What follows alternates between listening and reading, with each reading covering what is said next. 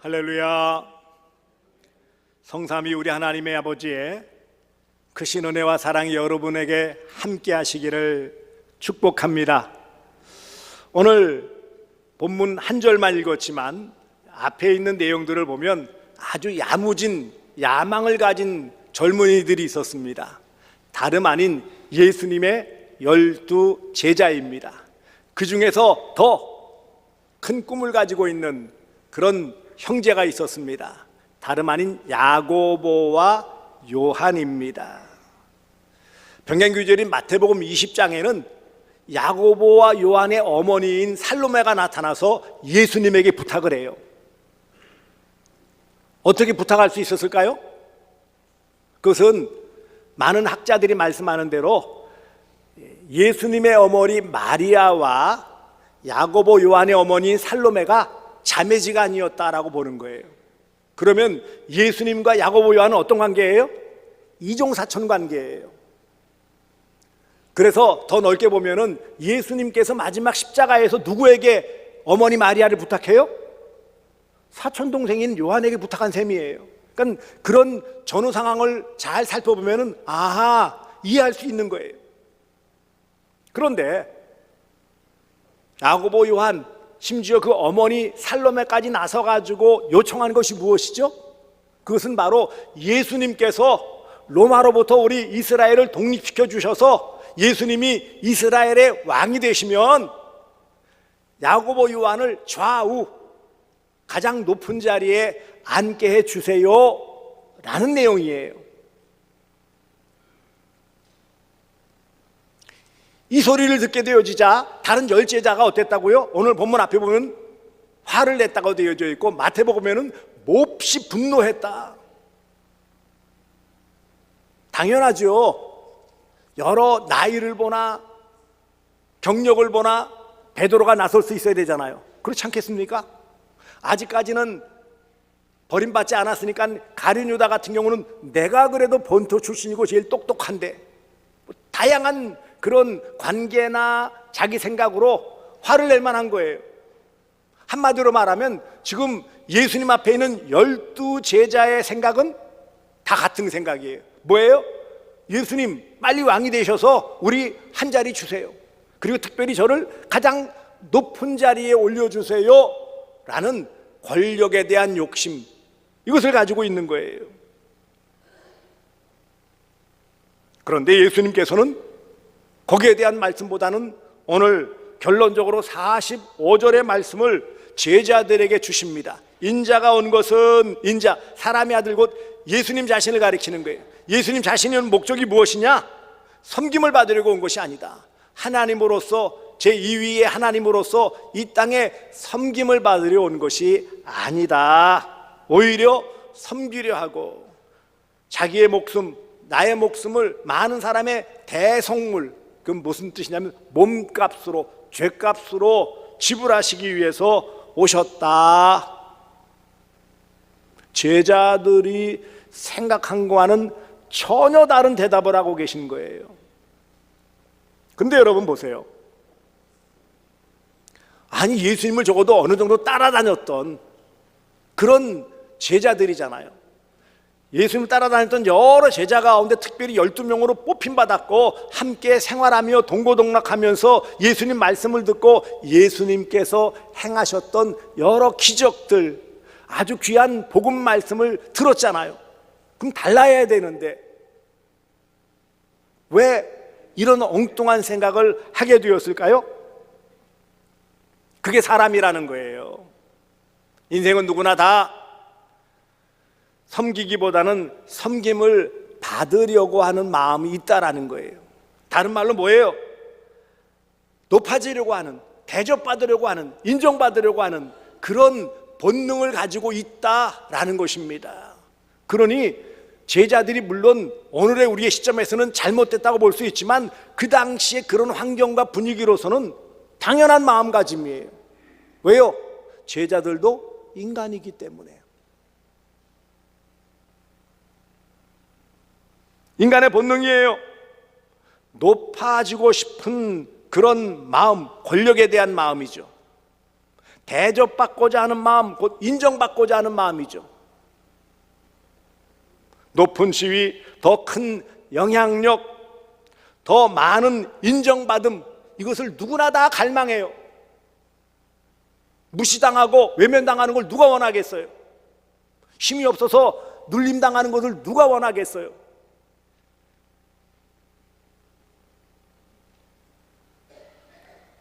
오늘날 사회적인 분위기도 마찬가지죠. 특별히 한국 사회는 그런 것들이 더 강해요. 예를 들면 사람을 외모로 많이 판단하죠. 외모도 있지만 옷을 어떻게 입느냐에 따라서 대접이 달라져요. 차의 그런 용량에 따라서, 배기량이라고 하죠. 차의 그런 비싼 차, 싼 차에 따라서 뭐예요? 대접이 달라져요. 당장 티코 끌고 호텔 이런 데 가보세요. 그러면 저리로 그냥 가세요 그래요. 좋은 차 타고 가보세요. 내리시죠. 저희들이 다 되겠습니다. 그러니 남들보다 더 화려한 옷을 입고 싶어지는 거예요. 그러니 남들과 비교해서 더 좋은 차를 타고 싶은 거예요. 남들에게 보여주기 위해 더 넓은 평수, 더 이름 브랜드가 있는 그런 아파트, 또 좋은 지역에서 살고 싶은 것입니다. 이런 것들이 사회적인 분위기예요. 그러니까 한국 사회는 특별히 더 그것이 심해요. 그러니 내가 주눅들지 않고 내가 사회에서 대접받기 위해서는 뭐예요? 내가 뭔가 힘이 있어야 되는 거예요. 권력에 대한 힘도 필요하지만 재력이라고 하죠. 돈이 힘이기 때문에 돈에 대해서 사람들이 그래서 더 많이 갈망하게 되어지는 거예요.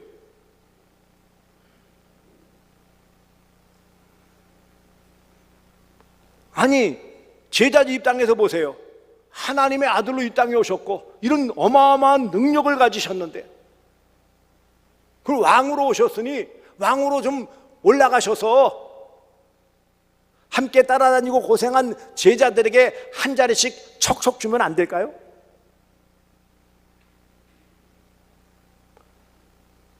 당연히 섬김받아야 될 하나님의 아들 메시아께서 왜 섬김받으러 온 것이 아니다, 나는 섬기려 했고 다른 많은 사람들의 대속물 몸값으로 내가 죽기 위해 왔다, 이 말씀을 듣는다면 제자들 마음이 어떻겠어요?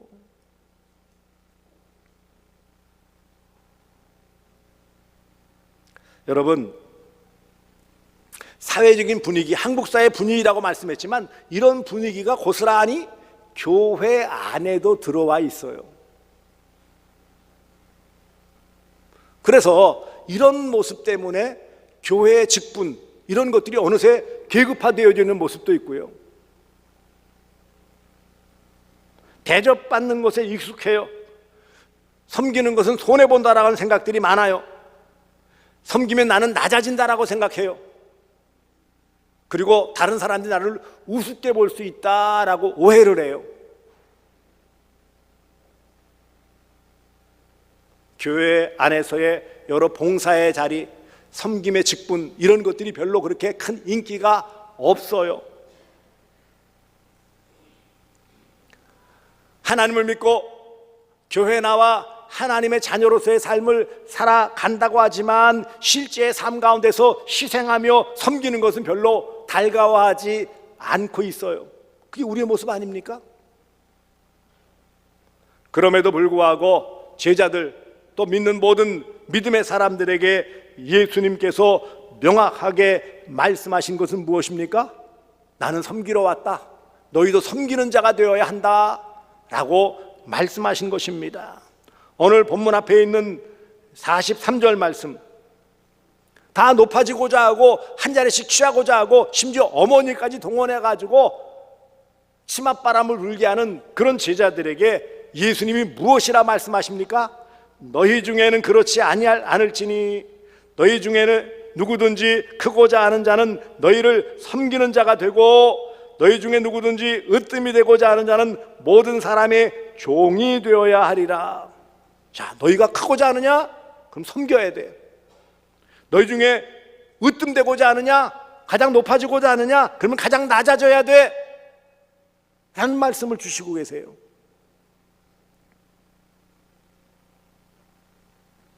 세상의 권력은 위에서 아래를 지배하지만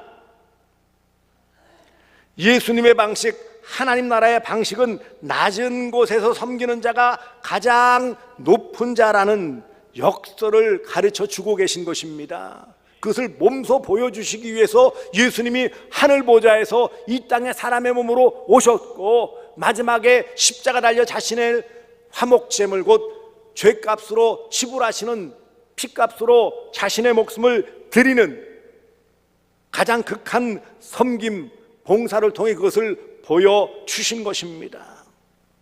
세상의 방식과 하나님 나라의 방식은 다릅니다.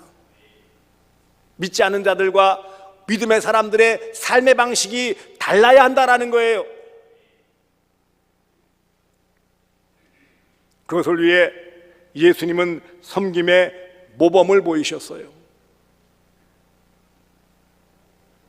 예수님이 오신 목적이 섬기러 오셨다라는 거예요. 이론이 아닌 실천이죠. 하늘 보좌를 버리시고 가장 낮은 이 땅, 그것도 베들레헴, 가장 작은 마을 베들레헴, 그곳에서도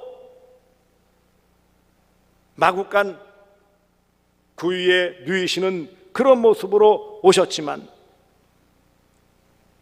결국 자신의 생명을 우리 모두를 위한 대속 죄물 곧 몸값, 죄값으로 내어 주시는 섬김의 삶, 그것이 예수님의 삶을 한 단어로 표현한 것입니다. 진정한 섬김은 나를 낮추고 다른 사람을 세우는 그런 희생의 삶을 살아가는 것을 말씀하는 것입니다.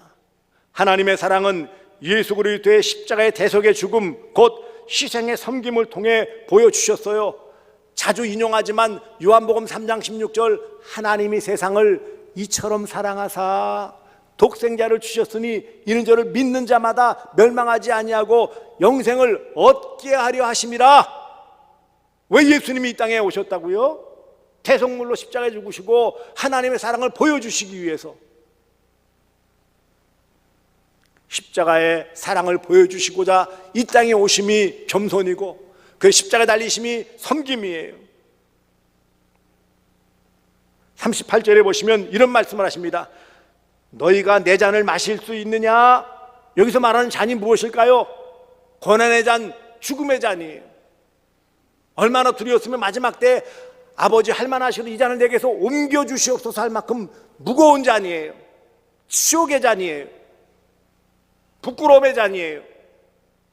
낮아지는 잔이에요.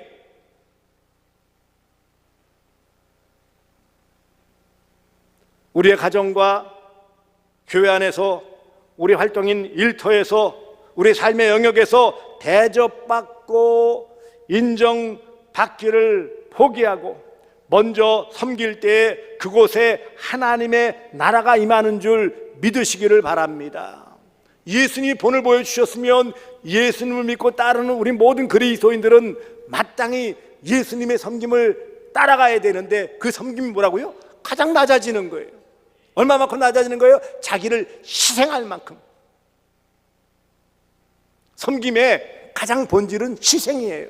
내 것 아무것도 손해보지 않고 섬긴다? 봉사한다? 있을 수가 없어요. 시간을 내든지 물질을 내든지 지혜를 내든지 나의 어떤 부분들을 내려놓지 않으면 절대로 섬김과 봉사는 이루어질 수 없습니다.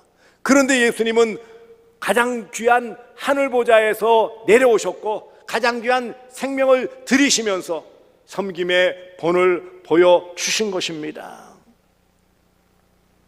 섬김은 희생이에요. 예수님의 희생이 섬김이지 않습니까? 여기 대속물이라는 게 뭐예요? 화목제물 또 희생제물이라는 표현이에요. 사람이 죄를 지으면 그 죄를 용서받기 위해서 대신 뭐예요? 소나 양과 같은 제물을 바쳐야 되는 거예요. 우리의 죄값을 위해서 예수님이 그 죄값을 대신 치러주신 거예요. 희생이에요, 그게. 섬기는 자는 결국 희생하는 자예요. 희생이 없는 섬김은 있을 수가 없어요. 예수님의 섬김의 가장 알맹이는 희생에 있어요.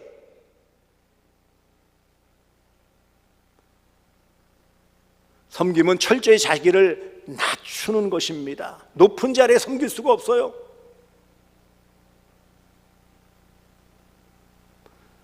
섬김은 자기를 낮출 뿐만 아니라 상대를 높여주는 거예요. 내가 낮아지면 상대는 올라가게 되어져 있죠. 섬길 때 하나님은 그 낮은 자리에서 오히려 들어 높여 주시는 줄 믿으시기를 바랍니다.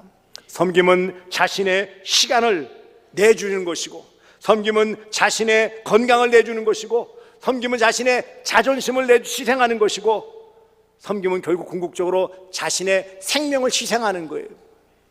희생 없는 섬김 없어요. 섬김은 희생이고 희생이 섬김이에요. 하나님은 우리 모든 주의 백성들이 예수 그리스도를 본받아 섬김의 삶, 희생의 삶을 살기를 원하십니다. 사실 우리의 믿음의 삶 자체가 사실은 섬김이고, 한 걸음 더 들어가면 뭐예요? 희생이에요. 많은 것들을 포기해야 돼요. 그렇지 않습니까? 많은 것들을 내려놓아야 돼요.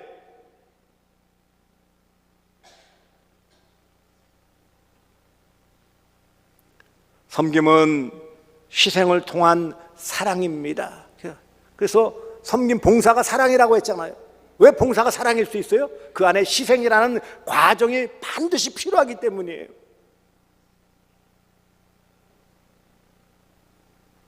예수님이 이런 모범을 보이셨어요. 이런 예수님의 모범을 각색하여 지은 동화가 바로 오스카 와일드의 행복한 왕자라는 동화입니다. 1888년에 지은 이 행복한 왕자라는 동화의 내용은 그것입니다. 왕자로 태어났는데, 그래서 왕궁에서 잘 살다가 그만 젊은 나이에 죽었어요. 안타까운 마음에 동상을, 그 도시의 가장 높은 곳에 이 왕자의 동상을 세웠어요. 왕자였을 때 모르는데 동상이 되어서 그 마을, 그 나라를 바라보니까 너무 가난하고 힘든 사람들이 많은 거예요. 성냥팔이 소녀도 있고, 병든 부모를 모시고 있는 소년도 있고, 글을 써서 살아야 되는데 성공하지 못하는 사람도 있고, 가난한 재단사도 있고. 마침 남쪽으로 날아가지 못한 제비가 있어서 제비와 대화를 하면서 이 동상이 된 왕자가 제비에게 부탁하는 것입니다. 제비야, 내가 살아서 왕자였을 때 몰랐는데 지금 동상이 되어 바라보니까 여러 가지 가난하고 힘든 사람이 많은데 저들 내가 도와줄 수 없으니 내가 좀 도와줘야 되겠다. 그래서 어떻게 시작하냐면, 처음에는 이 칼자루에 있었던 루비를 빼가지고 가난한 사람에게 도와주게 되어져요. 겉에 씌웠던 금박 띄어서 이런저런 보석들을 띄워주고, 마지막에는 이 동상으로 세워진 왕자의 눈이 사파이어로 되어 있어요. 가장 보석 귀한 가치가 있는 것이죠. 다 나눠주고 어떻게 마지막에 눈으로 되어져 있는 이 사파이어를 뽑아서 갖다 주게 만듭니다. 결국 금박도 벗겨지고, 당연히 물론 붙여져 있던 모든 보석들, 루비나 사파이어도 다 떼어지고, 그러니 무엇은 만나면 잿빛 동상, 흉물스러운 동상만 남게 되어져요. 그래서 마을 사람들이 그것을 끌어다가 용광로에 집어넣어서 녹이는데 마지막에 심장은 녹지 않는 거예요. 그래서 쓰레기장에 버려요. 이 제비도 동상이 된 이 왕자의 부탁을 받아서 열심히 보석을 나누고 금박을 나누고 이렇게 하다가 그만 뭐예요? 시기를 놓쳐가지고 남쪽으로 가지 못하고 결국 얼어 죽고 말아요. 하나님께서 천사에게 분부합니다. 내려가서 세상에서 가장 귀한 2가지를 가져와라. 그랬더니 천사가 내려가서 가져온 것이 무엇입니까? 이 동상이 되었던 왕자의 타지 않았던, 녹지 않았던 심장과 제비의 시체를 가져오는 거예요. 여기서 보여주는 말씀이 뭡니까? 이 어린 왕자, 행복한 왕자는 뭐예요? 예수 그리스도이고, 그 다음에 이 제비는 뭐예요? 그리스도인들을 말하는 거예요. 우리가 예수님처럼 이런 완벽한 희생을 할 수가 없어요. 그렇지 않습니까? 적어도 제비처럼 그 뜻을 본받아 자기를 희생하며 그 사랑을 나눌 수는 있어야 되는 거예요.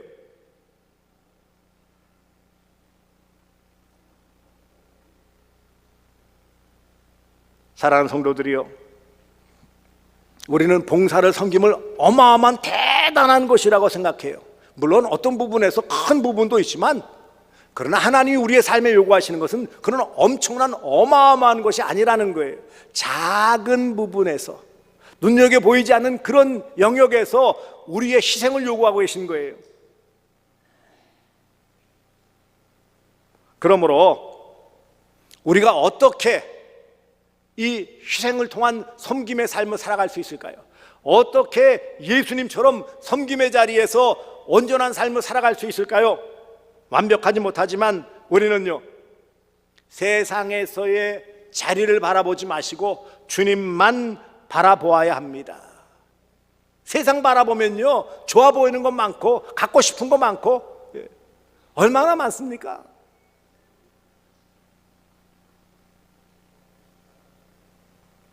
제자들도 예수님에게 초점을 맞추고 그 예수님 바라보기보다는 뭐예요?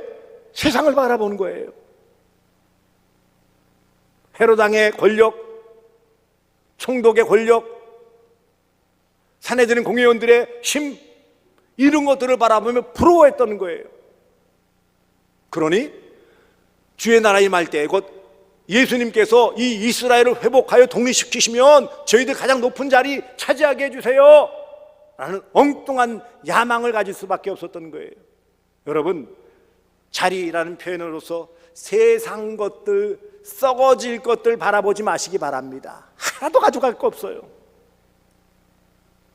오직 예수 그리스도, 믿음의 주요 온전케 하신, 우리의 삶의 본을 보이신, 섬김의 본을 보이신, 나를 위해 화목제물 희생하신 예수님만 바라보시기를 바랍니다.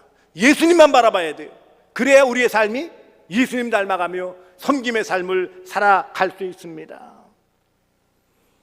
또 하나는 이런 희생으로 섬김의 삶을 살기 위해서 가장 삶에서 실천해야 되고 실천해야만 하는 것이 무엇인지 아십니까?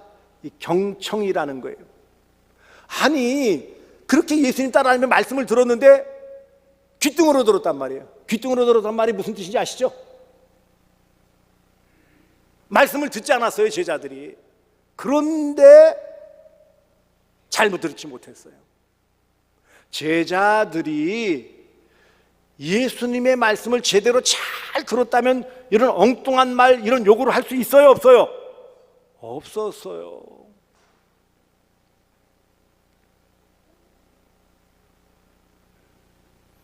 경청, 우리가 주님의 말씀을 잘 듣고 따르는 것, 또한 현장에서 이웃의 말씀을 잘, 그 뜻을 잘 헤아리는 것, 이게 가장 쉬운 섬김의 시작입니다. 근데 가장 쉬운데 가장 어려워요. 인정하고 존중하고 그래서 잘 들어주는 것,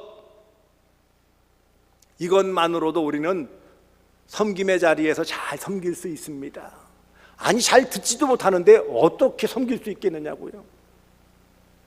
세 번째로, 낮은 곳을 바라보는 그런 시선을 갖기를 바랍니다. 다 위로 높은 거, 좋은 것만 바라본다면 끝없어요. 인간의 욕망을 채울 수가 없어요. 소외된 이웃들, 도움이 필요한 이웃들, 의식적으로 찾는 그런 모습이 있어야 합니다. 나보다 못한 사람을 한번 바라볼 수 있는 그런 시선이 필요합니다. 왜냐하면 우리 안에, 공동체 안에, 우리 이웃 간에 어려운 사람들이 많은데 문제는 우리 눈에 잘 들어오지를 않아요. 왜요? 관심이 없으니까. 관심을 갖고 바라보는 만큼 발견되어지게 되어져 있어요. 섬김은 희생입니다. 이런 희생으로 섬길 때에 거기 가장 아름다운 구원의 역사가 나타나는 거예요. 예수 그리스도의 십자가에서의 희생, 이런 섬김이 없었더라면 저와 여러분은 구원과 남입니다. 희생의 섬김의 가장 귀한 열매는 구원의 은혜예요. 저와 여러분이 이런 예수 그리스도의 십자가의 희생으로 구원받았다면 이런 십자가의 섬김을 우리가 또한 삶에서 실천하는 것이 마땅한 것입니다. 이렇게 욕심을 내었던, 좌우에 한 자리씩 주세요 했던 야고보와 요한이 어떻게 되었을까요? 물론 그 후에 놀라운 삶의 변화가 나타났죠. 야고보는 가장 높은 자리, 가장 먼저 올라가고자 뭐예요? 첫 순교자가 되었어요. 12사도들 가운데 첫 순교자의 명예를 안게 되었어요. 동생인 요한은요, 예수님의 어머니 마리아, 우리가 일반적으로 하면 이모죠. 이모. 노년까지 잘 봉양하고 이 땅에 주시는 모든 수를 잘 누렸어요. 물론 고난과 박해를 받고 어려움이 있었지만 그런 삶을 통해 요한복음과 요한 1, 2, 3서 요한계시록을 기록하여 하나님의 뜻, 주님의 말씀을 전하는 그런 사명도 감당했습니다. 이 땅에서의 권력, 이 땅에서의 힘이 아닌, 부귀 영화가 아닌 하나님의 영광을 바라보며 하나님의 상급을 바라보며 그 삶을 살아갔던 것입니다. 복음을 위해 자신의 목숨을 다 내어놓는 희생의 삶을 통해 놀랍도록 복음은 확산되게 되었던 것입니다.